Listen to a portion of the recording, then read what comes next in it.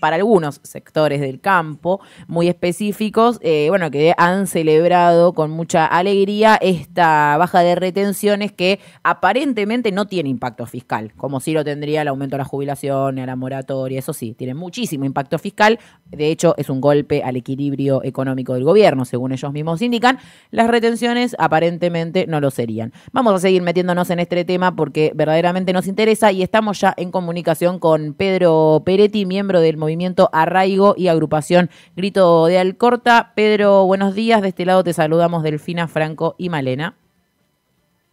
¿Qué tal? ¿Cómo les va? Un gusto. Muchísimas gracias por el llamado. Igualmente, Pedro, gracias por tu tiempo.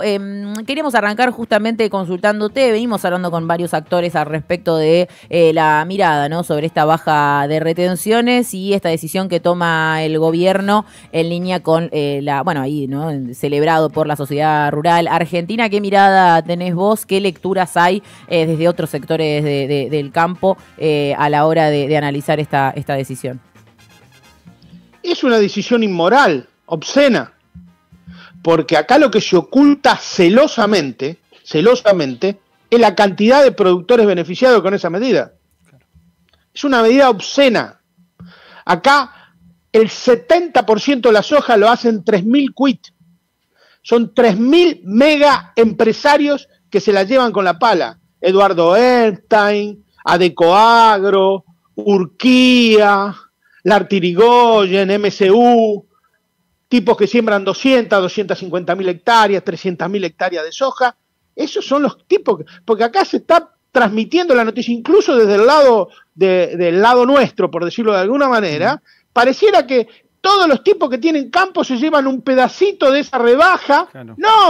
No es así. Se la llevan tipos con nombre y apellido que se la llevan siempre. Digo, es obsceno lo que se ha hecho ahí. Y es obsceno que desde este lado no se lo plantee con claridad. Se le saca la plata a los jubilados para dársela a un puñado de oligarcas concentradísimos. Esa es la verdadera milanesa. Pero lo que pasa es que está lleno de cagones que en vez de ponerle precisiones a los conceptos, hablan de generalidades. Y necesitamos precisiones, saber quién se la lleva. Pedro, en este sentido, bueno, justamente ayer hablábamos con dirigentes de los que celebraban, ¿no?, esta decisión del gobierno y señalaban, por ejemplo, que algunos sectores del campo estaban viendo una baja en la rentabilidad, más que nada sectores del Chaco y demás, que por el transporte de la producción no estaban pudiendo ganar lo necesario como para poder rendir los costos y demás. ¿Qué respuesta generás vos sobre este argumento?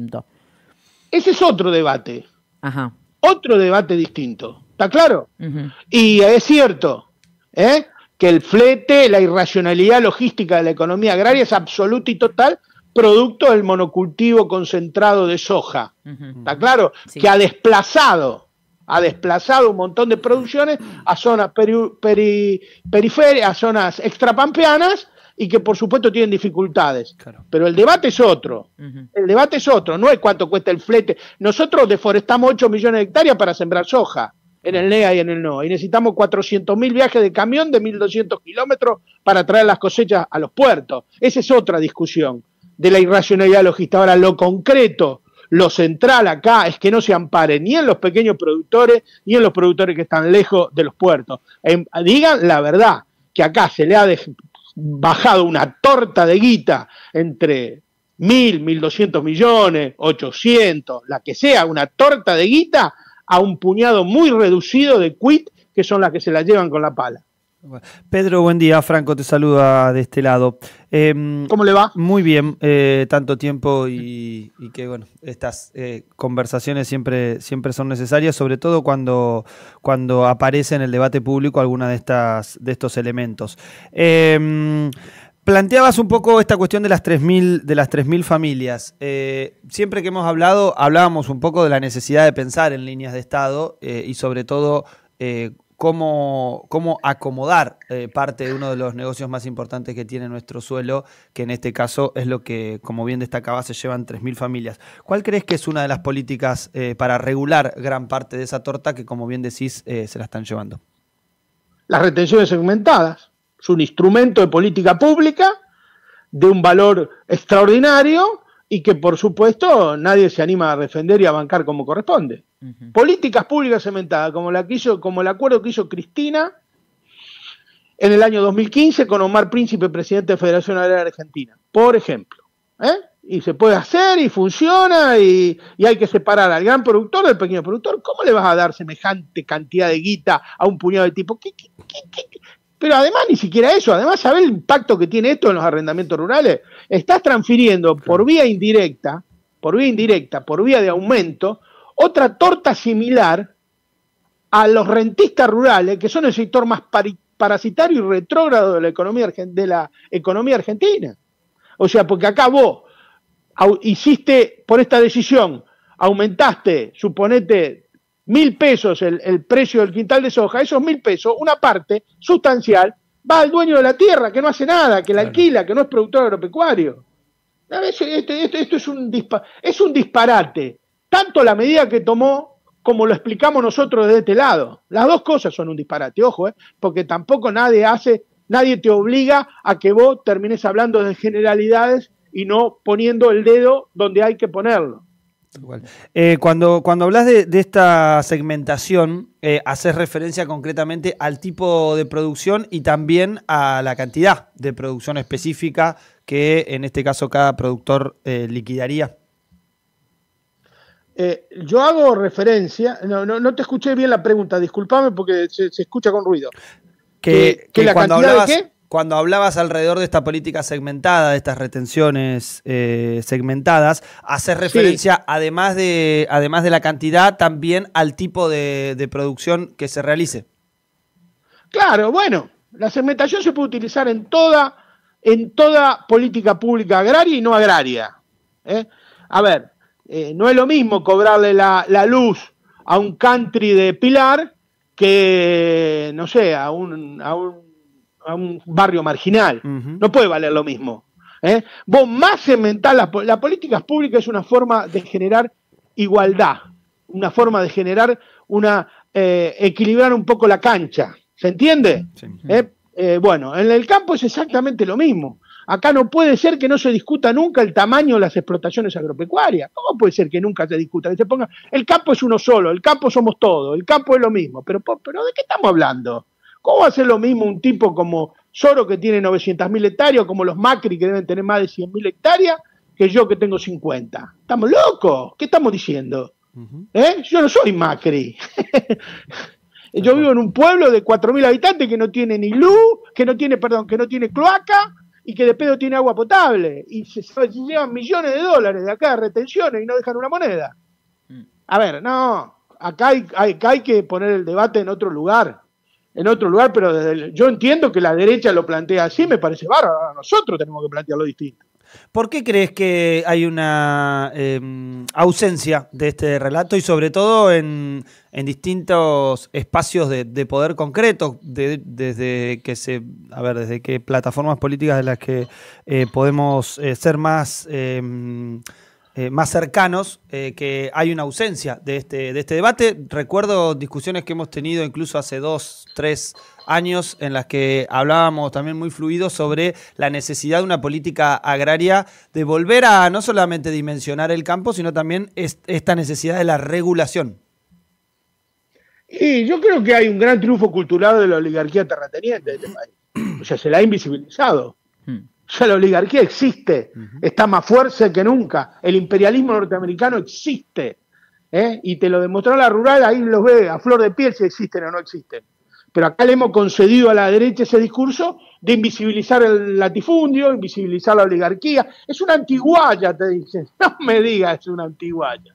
¿De dónde una antiguaya? O sea, ¿cómo llama al tipo que tiene enfrente tuyo, que le está mirando el campo, que tiene 4 o 5.000 hectáreas en la pampa húmeda? ¿Qué es eso? ¿Un pequeño productor polaco? Por favor. Ese es el primer tema. Y el otro tema es que hay un montón de cagones en el campo nacional y popular que no se quieren meter con la oligarquía. El discurso del PJ agrario, una buena parte, no todos, hay que reconocer que hay un montón de compañeros que piensan como nosotros, que es lleno de cagones y menemistas. Y esa es la verdad. Bien, hubo críticas del PJ a la política agropecuaria, ¿no? Que sacaron un comunicado. Sí. ¿Coincidís con lo que se planteó en ese? Sí, claro que coincido. No estoy generalizando. No estoy hablando de... Yo creo que ahí se ha armado una comisión que la ha armado Cristina, lo ha puesto a Julián de coordinador y está haciendo una buena labor. Estoy hablando de otras cosas. ¿Y cómo, digo, porque esta cuestión de la percepción, el relato que bastante liviano, como decís, del campo nacional y popular, es preocupante en términos de que no se condice, ¿no?, con su clase, si se quiere, ¿no?, o con los intereses a los cuales su clase debería responder. Ahora, en el caso de la oligarquía, ¿crees que verdaderamente Milei es la expresión de ese sector, o ahí hay un apoyo que excede, digamos, la ganancia económica? No sé si me explico. No, lo pusieron ellos. Ellos lo militaron, lo bancaron, lo bancan, y él les llevó la ofrenda más grande a la oligarquía en el acto de Palermo, que no es la rebaja de retenciones, lo que más buscaban ellos, es la prisión de Cristina y la inhabilitación a perpetuidad para ejercer un cargo público. Eso fue lo que ellos buscaron. Milei pegó un golpe de Estado. La justicia en la Argentina hubo un golpe de Estado, lo que pasa es que nadie se dio cuenta, o algunos se dan cuenta y otros se hacen los boludos, ponelo como quieran. Pero acá hubo un golpe de Estado. Si vos sacás de la cancha con artificios jurídicos absolutamente amañados, ilegales, no respetando ninguna norma procedimental republicana ni de la justicia, cambiando jueces, juzgando a una persona 2 veces por el mismo delito, no habiendo ningún tipo de prueba, etcétera, etcétera, etcétera, la sacás de la cancha. ¿Por qué la sacás? Porque va a ganar las elecciones y va a ser candidato a presidente. ¿Eso es un golpe de Estado o no es un golpe de Estado de nuevo cuño? Explícamelo. Tenés 3 tipos interdictando la vida política de la Argentina y poniéndolo bajo tutela, y antes eran 3 comandantes en jefe, ahora son 3 cortesanos, pero el objetivo y los intereses a defender son los mismos de los comandantes en jefe a estos cortesanos. Acá hubo un golpe de Estado con todas las letras, y la Argentina entra en un proceso de inestabilidad política muy grande, por lo menos para mí. No sé cómo se terminará esto, pero claramente hubo un golpe de Estado.